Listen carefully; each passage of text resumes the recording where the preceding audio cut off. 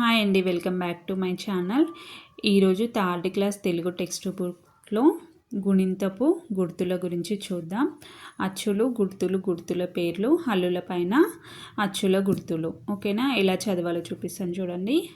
ఆ తలకట్టు కా, ఆ దీర్ఘము కా, ఈ గుడి కి, ఈ గుడి దీర్ఘము కీ, ఉ కొమ్ము కు, ఊ కొమ్ము దీర్ఘము కు, రు రుత్వము కృ, రు రుత్వం దీర్ఘము crew, A ఏత్వము K, A ఏత్వము K, I ఐత్వము కై, ఓ ఓత్వము కో, ఓ ఓత్వము కో, ఔ ఔత్వము కౌ, అం సున్నా కం, అహ విసర్గ కహ.